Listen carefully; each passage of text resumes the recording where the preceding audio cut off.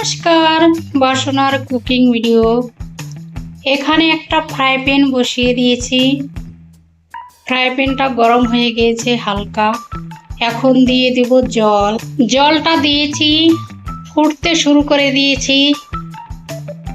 দিয়েছি লবণ পরিমাণ মতো, 1 চামচ চিনি, আর দিয়েছি ঘি 1 চামচ দিয়েছি। এখন একটু নেড়ে নেব। এখানে পড়ে গিয়েছে ময়দা। গরম ফুটন্ত জলে ময়দাটা পড়েছে। এখন আমি নেড়ে ময়দাটা দেখুন গরম জলে সেদ্ধ করে নিয়েছি আর শক্ত করে একটা ডো বানিয়ে ফেলেছি।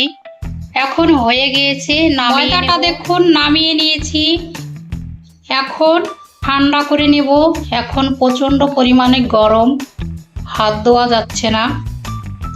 ঠান্ডা করে নেব। এখন ঠান্ডা হয়ে গিয়েছে।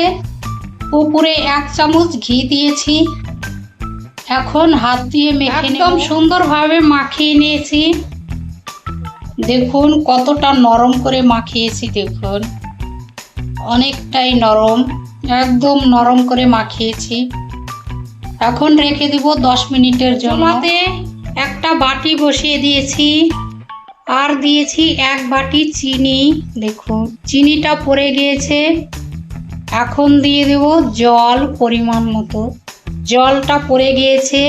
এখন চিনির চাটনিটা করে নেব। আমি ময়দা দিয়ে করে নেব। 3টে বানিয়ে ফেলেছি আর বাকিগুলো বানিয়ে। এখানে দেখুন চাটনিটা হয়ে গেছে। এখন আমি নামিয়ে নেব। এখানে কড়াইটা বসিয়ে দিয়েছি আর গরমও হয়ে গিয়েছে আর সাদা তেলও দিয়েছি। এখন জিলিপিগুলো ভেজে নেব। জিলিপিগুলো বানিয়ে ফেলেছি। এখন তেলে ছেড়ে দেব। তেলে পড়ে গিয়েছে। দেখুন কত সুন্দরভাবে ভাজা হচ্ছে। হালকা লাল করে ভেজে। এখন সেই জিলিপি লাল করে ভেজে নিয়েছি। এখন উঠিয়ে নেব। নামিয়ে নিয়েছি। দেখতে দেখুন কতটা সুন্দর হয়েছে ময়দার জিলাপি। এখন চাটনিতে ছেড়ে দেব। আজকে বানিয়ে ফেলেছি ঘরে ময়দা দিয়ে ছানার জিলাপি বানিয়ে ফেলেছি, ছানা ছাড়াই। আর দেখতে দেখুন কতটা সুন্দর হয়েছে আর কতটাই রসালো হয়েছে। শুধু একটা ভেঙে দেখাচ্ছি।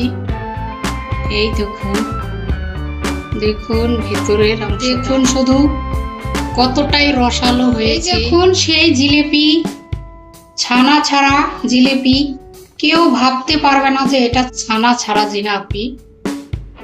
দেখুন কতটা সুন্দর হয়েছে। আর ভিডিও দেখবেন আর লাইক করবেন আর সাবস্ক্রাইব করবেন। ময়দা দিয়ে তৈরি ছানার জিলাপি কতটাই রসালো, নরম তুলতুলে হয়েছে। ভিডিও দেখবেন, লাইক করবেন আর সাবস্ক্রাইব করবেন। নমস্কার।